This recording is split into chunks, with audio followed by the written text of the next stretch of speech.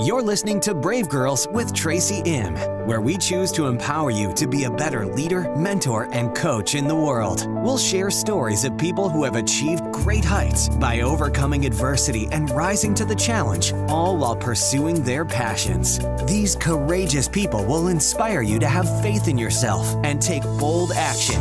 Right here with the host of Brave Girls, Tracy Im.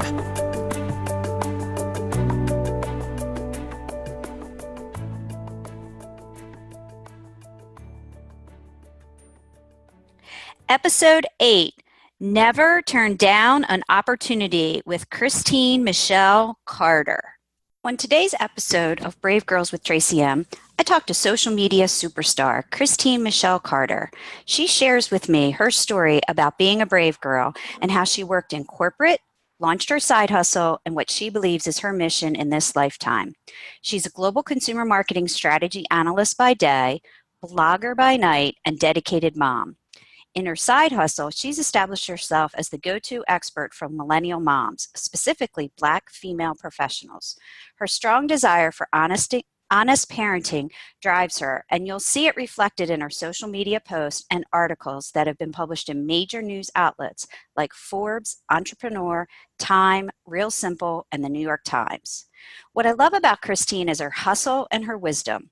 She talks about the importance of relationships and doing the work. She shares her journey in the marketing world and the results she's been able to deliver for her clients. She gives great advice if you're looking to grow your follower base through blogging and writing.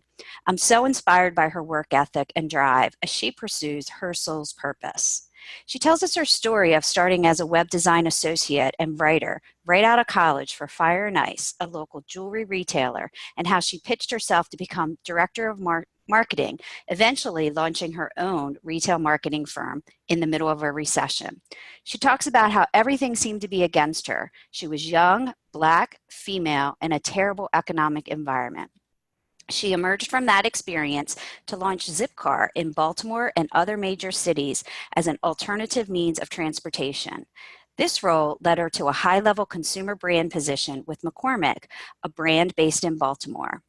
Her writing is prolific, and she continues to contribute to major publications where she shares her perspective. I believe that her grit and hustle set her apart from the competition, and opportunities have come her way as a result. She puts her heart and soul into all that she does, and it truly shows. As a result, she's formed a number of strategic partnerships with brands where she promotes products and services from a place of authenticity. We also talk about our love of the Girl Scouts and how it shaped who we are both today. You'll want to check out Michel's body of work on social. She's active on LinkedIn, Facebook, and Instagram. I know that you'll enjoy this episode with Christine as much as I did creating it. She's a brave girl who's got something to say, and she's on the move.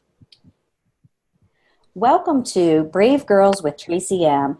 Today, I'm so excited to be speaking with Michel Carter, a global marketing expert and social media influencer. So welcome to the show, Christine. Thank you so much for having me, Tracy. I'm excited to be on the show. Oh, thank you. So I just am so excited to have you on because you're doing amazing things out in the world of consumer marketing, in the way of being a writer and contributor to major publications, and then also as a social media influencer. And so tell us a little bit about how you got to where you got to. Sure. So I started my career, I guess you could say my formal career, with Fire and Ice, who is a regional retailer in the Maryland, DC, Virginia area. They've actually expanded to Massachusetts as well.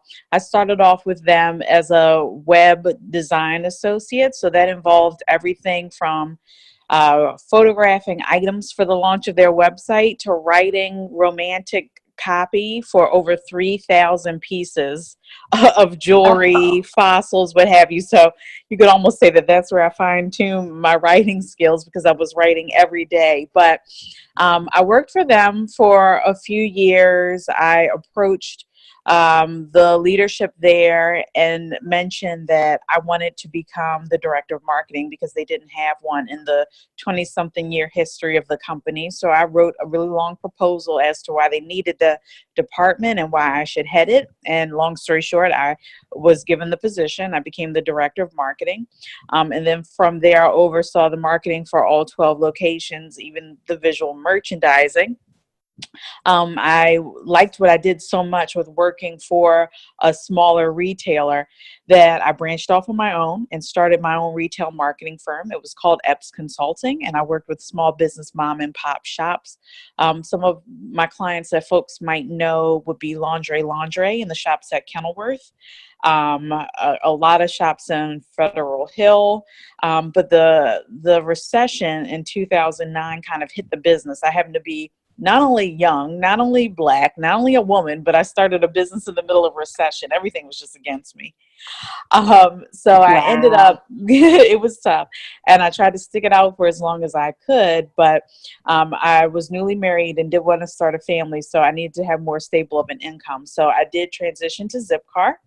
Mhm. And I ended up doing that because of my relationship that I had had with the city and the retail economic development work that I had done with the city and with Downtown Partnership of Baltimore on Baltimore Retail Week. Zipcar was very interested in somebody who had a relationship with the city, was very familiar with it, could help to determine where Zipcar would most likely grow in neighborhoods. And I certainly did that for them for 5 years. I worked with many of the universities and hospitals integrating Zipcar. I worked with the Department of Transportation, the Parking Authority. We ended up pulling something like thousands of cars off the city of Baltimore with that relationship. So, and Wow. then from there, I went to McCormick and became their global consumer platform strategy analyst. So I love it there. I get to work on many different projects. McCormick is a company that is near and dear to my heart because it's based in Baltimore. I'm Baltimore born and bred. You know, they never forget their roots, even as being as large and as behemoth of a company as they are, being the number one basically condiments provider in the world. Now that they've acquired French's and Frank's, there's really nothing that we're not category leaders in now, but it's still such a warm and welcoming place to work, and I absolutely love it. Oh, that's fantastic. That's fantastic. What a great story. And, really putting yourself out there, starting with Fire and Ice, just kind of, seeing the need that they had for being, a director of marketing, and then, building those relationships in the city, and as well as the small businesses that you were supporting. And and so now I know that you're also a contributor to publications like Forbes, Entrepreneur, Time, New York Times, Real Simple Health. I mean, the list just goes on. And I just, I read everything that you write, and I feel like you're a prolific writer, a great interviewer. So how did you kind of get into that space? So when I had my own retail marketing firm, I needed to establish credibility as a Generation Y marketing expert, which no one calls millennials Generation Y anymore. That's how long I was writing about it. So I reached out to different trade publications, and I am a good writer at my heart. I've always been good at writing. It's not something I've ever done full time, but it happens to be a hobby of mine. And I have always been able to write a great press release. So I would just do that for different trade publications. And after a while, I started to build up my own writing resume, strangely enough. And it led to me having enough work or enough of a background that Inc. was interested in having me write about Googlefying your offices and why millennials may not necessarily be interested in that, which led to the new conversation at that time, which was about 4 or 5 years ago, which is that millennials are different. We're not one size fits all. There are about 6 or 7 different segments within millennials. You can't really just label them as all avocado loving people who like to wear jeans to work. Not all of us are like that. So after I wrote that article for Inc., that started me down the path of writing about diversity in the workplace from a generational perspective, from a race perspective, from a gender perspective. It led to me writing more articles about millennial moms and work-life balance. It led to me writing political articles in 2016 and 2017. But it all pretty much started with the idea that I just needed to build credibility for my business. And I think that's something that every entrepreneur can relate to. Right. Right. Well, and it sounds like kind of like the flywheel effect, right? Like you got one and then you got another and then you kind of branch in and you kind of know what they're looking for, you know, kind of who their audiences are. And so it's just as those opportunities present themselves. And so now you have this full on resume of credibility as a writer contributor. And so you're in demand, I would imagine. And I never turned down an opportunity. I recall a time when there was I often have people come to me and ask me, how do I start writing for Forbes? And I'm like, okay, great. So we're talking about 10 years from now, right? Because I've been writing for 10 years. But the first thing that I tell them is that I started with trade publications. Forbes, would never be interested in somebody who just started writing off the gate out of nowhere. You definitely have to build that resume. And I never turned down an opportunity to write. I had someone reach out to me and say, I have a small blog. Would you think about writing an article about how being a mommy and your husband being a daddy in the workplace, how you make it work for you? And I said, absolutely. And I put my heart and soul into it just as I would with any other publication. And it turned out that person was an editor at Ebony. And that led to my first feature. So you just never turn down an opportunity. I think when you're starting off, I think people are a little bit skeptical about writing for blogs and smaller publications, but you really just can't jump in the water. You have to learn to swim first. Right, right. So, and then how did that, I would imagine that also kind of went hand in glove with and kind of parlayed into this social media influencer where you've been able to form strategic partnerships. So talk a little bit about what is an influencer and kind of what your intent is and who your tribe is. So talk a little bit about that. Sure. An influencer, I always like to tell people, think of Tupperware salesmen. And what did they look like back in the 60s and 70s and 80s and even 90s? Because I remember my mother having a Tupperware party at her house once. But they weren't necessarily the white man, Don Draper in suits trying to sell you something. They were, mothers that you felt like you could trust. They were women who you admired in the neighborhood who dressed fabulously. That's what a social media influencer is. It's just done in the digital space. So I do that. I am not one of those fabulous women who you want to be in the neighborhood, hence the reason that we're not having a video chat right now. But what I am able to do is communicate products that I use with my children very honestly, very authentically. And I think that companies started to recognize that. I've never worked with a company that I wasn't using prior to us building an actual business partnership or a social media influencing relationship with. Right. But basically an influencer is somebody who just, speaks on behalf of a brand. The best relationships I find are the one who has, when a brand and an influencer have a relationship online and offline. I have relationships like that. And I think that that's what makes me unique, is that I offer the expertise in being able to go on air for a brand. I offer the expertise of being able to host an in-store event. I can work with you on your social just as I'm working on the social that will be posted on my account.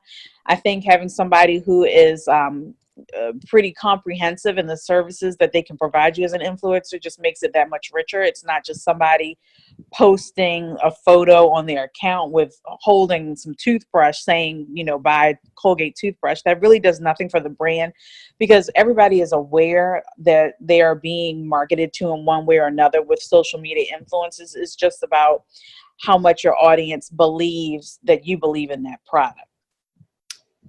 Right, right. Yeah, that is unique. And I agree. I've seen, the ones where they're brushing their teeth with the Colgate, but then I'm like, really? I'm like, that is right. Just a sponsored ad. Right. You should put sponsored ad next to that. Right. Right. But then, like, I know I saw one with you and your daughter. Mm-hmm. You guys are getting into running. And so you've partnered Yeah. with a local running store and a shoe company. And it Mm-hmm. came across like, yeah, you're doing this. You're doing a 5K with your daughter Yeah. and you're behind it and you're in store and you've got product on you. And so it did come across very authentic. And it didn't come across as, oh, this is an ad.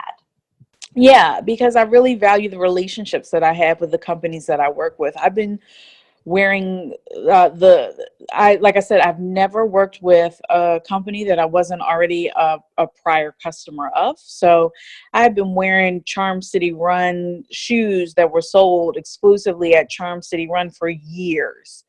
So when it came, and they knew that I'd never done a 5K. And when I walk in there, I say, I'm using these for the treadmill at Brick Bodies. I'm not going to do a 5K.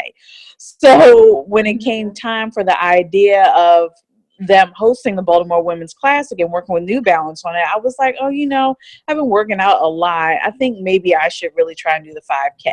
And this was just like a side conversation that I was having with them. Again, it's really all about relationships. And they were like, we have a kids run as well. And I was like, oh, well, maybe Maya would want to do that with me. And the other thing that I don't do is force my children to endorse any products. Everything that they're included in, if they're ever in a photo, they've said, I want to be in this photo. I want to try this. I want to do this. So I had a conversation with my daughter. Would you be interested in doing a kids run with me if I do a 5K? And she's like, yeah, we should do it together. We can prove that we can do it. So the photo really was us being scared and laughing about the idea that we're going to do a 5K, which, makes it authentic to the audience. And my audience being moms, they can always pick up on if something is authentic or not. So how have you been able to grow your tribe and your followers kind of since you started at this game? I think that there is just such a desire for honest parenting. Okay. I think I almost want to say I've recently had the opportunity to meet Jill Smokler and develop a relationship with her. And I also interviewed her on stage at the Women of the World Festival. But I feel like it's a renaissance back to what she was trying to show us 10 years ago, which was honest parenting is best. And that's why Scary Mommy does so well now. It's because we for a brief time went through this period of wanting that Martha Stewart, Bethany Frankel vision of motherhood. And when Instagram was at its height, maybe, its frenzy in 2013 and 2014, that's what you saw, were all these moms with these curated Instagram posts. And you still see that now. You see that second tier level of influencer who saw how the first tier did it with perfectly curated feeds. And it's like, that's all well and good, but how many more beige couches can you see? And I've wrote about this for Forbes, and I actually had somebody quote me about this for the New York Times. You get sick of seeing that. And I think that is why my Instagram account has grown from 200 followers in 2016 to 35,000 this year. And I've actually cut people off my Instagram account to keep my engagement good. But it's because people want to see honest parenting, and they know when they're being marketed to. Right. So what's your, as you're kind of out there and you're trying to engage in this like conversation around honest parenting, what's sort of your intent or long game or strategy or thoughts, like in terms of you're just trying to keep it real? Well, I would say I love that. Just trying to keep it real. I think what I'm trying to do, I love it. Just trying to keep it real. That's so cute. What I'm trying to do is take people through my journey of motherhood. So there is like a kind of like a social media mom who might be an influencer who does the keeping it real, where they have photos of the kids covered in spaghetti and they're on the toilet and all that. That's a little bit too real. I'm not trying to keep it that real. Right. I'm just trying to take people through my journey of motherhood. So me posting a photo with my daughter and us going through the 5K, I'm giving you my journey of being somebody who grew up, and I've also posted this, grew up at 6 years old eating double quarter pounders.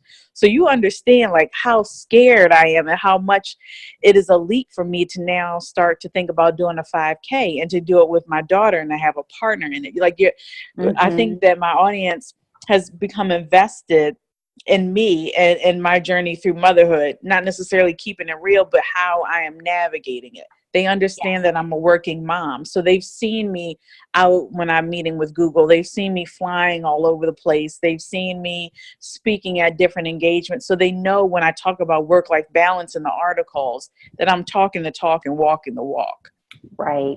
So they're living along with me. I think that that's the difference versus keeping it real. Yeah. Because I know you, you're doing things with the Girl Scouts, and you got the day job, you've got the side hustling that's going on. So you got a full plate, and you have, kids, and, you're trying to get it done. So, in terms of kind of, where you kind of see life as an influencer, it seems like you have more room to grow and more in terms of getting your message out there. Have you thought about what other things are you kind of up to? Right now I am focused on writing for all of the different publications that I'm writing for. That's led to me being able to speak at conferences about being a working mom, about social media influencing. Obviously, I'm not one of the larger, and that's completely fine because there's a time and a place for every different type of influencer. I am what you would consider a micro influencer. So companies that are interested in working with micro influencers, I am doing pretty well with those organizations right now. Right. And then just raising my family, raising the kids. Right. That I'm focused on. That's the big thing. Like you said, I'm involved with Girl Scouts and everything. It would be a lot more difficult if I wasn't authentic on my social posts, but my daughter is a Girl Scout and I was a Girl Scout. So if you see me at those events, it's because I'm there not just for social media purposes. Unlike other influencers, I'm talking the talk and walking the walk. Right. Yeah, Girl Scouts is amazing. I was a Girl Scout myself, and I believe that was foundational to kind of who I am in terms of teaching me how to be a good leader and to have varied interest and how to be on a team and all of those good things. So it's a great organization to have your daughter in. I agree. And I mean, I love how, that was a message that they had even back in the 90s, and they have it has skyrocketed. It's just incredible how far, and certainly there have been societal changes as well that have made the messages that they had even back in the 90s more welcoming. But it is just incredible. The patches that the girls can earn, the badges, it's just wild versus what we could earn 20 years ago. I love it. And I'm so happy that my daughter is so empowered by being a Girl Scout, and she wants to be. It wasn't a twisting of her arm or anything like that. And she's just so independent. She had to take a survey for the Girl Scouts, and it was one of the questions was, how likely are you to recommend Girl Scouts to a friend? And she said never. And I said, well, why aren't you going to recommend it? And she said, because girls should be able to think for themselves. I'm not going to recommend anything. Wow. There you go. Exactly. Wow. There you go. Wow. Yeah. That's great. That's just great. That's great. So, and you're global now. I feel like you've gone from sort of a local regional focus to an international focus in your day job with the marketing strategy work. So talk a little bit about what you do there. Sure. So actually, I've had a global focus since 2010 when I started with Zipcar. I actually supported the Paris and the Barcelona launches. And also worked with their home office in Cambridge at the time. Now it's in Boston, but their office in Cambridge. So I've had a global focus for a number of years now. But with McCormick, it is a global focus, and I think that my time at Zipcar helped me quite a bit with understanding that it's basically just understanding how to lift and reapply to another market, and to make sure that folks aren't working in silos, and to streamline best practices so they can be leveraged across markets. It's something I'm very comfortable with, because I am a ISTJ on the Myers-Briggs, so I love a good structure. I love to be the guardian of things. I love a good process, so it's very comfortable for me to work in a global capacity. It also allows me not to, being in global strategy allows me not to dig too deep into the weeds, and always be thinking about the future state of the company, and to work on a myriad of projects. So I like that. And I think that, I have some influencing opportunities available with local city nonprofit agencies. And like I said, with Girl Scouts, that's where I want to spend my time, in the weeds, because that directly affects my family and my community. So I would rather spend my time being hands-on and tactical with things that are related to the city of Baltimore, and spend my day job being more strategic and high up. Yeah. Right. That's awesome. That's awesome. So you get the best of both, right? Right. And being an ISTJ, right? You are exactly where you should be in strategy and business development as a global consumer marketing strategist. I mean, that's like the perfect place for you, because your big picture, you're gonna, look at all the angles. You're going to be able to see what needs to be done. So you're uniquely positioned just because of your sort of bend towards how you look at things. And then, how lucky is the city of Baltimore and these nonprofits to have you really focused on making them the best that they can be, because like you said, that's infecting you and your family and your neighborhood. Right. Absolutely. Right. So let me ask you, I always ask my finale question, which is, what is the bravest thing that you've ever done, and how does it influence where you are today? The bravest thing I've ever done, I think it was my second month at McCormick. I had to deliver a presentation. I've been working on a presentation. And to this day, I'm very familiar with the fact that I support our executive leaders, which is the CEO and president, the senior vice president, of different functions that we have within the company. And 2 months in, one of the projects that I had been working on, I actually was going to present it at our global council meeting. And this was going to be the first time that I actually met some of the folks, including the CEO and president. And I was extremely nervous. I was new to a company, very young, late 20s. And now I had to present a strategic recommendation. I was terrified. But it went over pretty well. Of course, I had some blunders here and there. They're more experienced with the company than I was. There were acronyms that I was mispronouncing, and backstories on data within the document that I wasn't really familiar with, but I powered through it. I had to have confidence. I had to, I couldn't just shrivel up in a corner. I was presenting this. So I think that taught me that, and I ended up delivering a very vital piece of information that shifted our perspective about a competitor and about a category. And afterwards, they have a tradition of going out to dinner after those meetings. And afterwards, the senior vice president just walked up to me and gave me a big hug and said, "Thank you so much, because I didn't even think of what you presented in that fashion. And now that's going to make me go back to the drawing board about some things." So I was brave enough to stand behind the numbers that I had in my presentation. I was brave enough to present it, being the youngest person in the room and the least senior person in the room. And it took a lot of bravery to do that. Right. But it paid off. It paid off. So now I'm one of the younger employees at McCormick, but I have great relationships with our executive leadership team. Mm-hmm. Wow, that's great. That's great. Yeah, and so you just, like you said, you were brave, you powered through it, you put your best foot forward, and now, they respect you. And you're going to get voted or invited back to the table because you were able to point something out to them that was maybe in their blind spot. So hats off to you, man. That's great. That is really great. That is really great.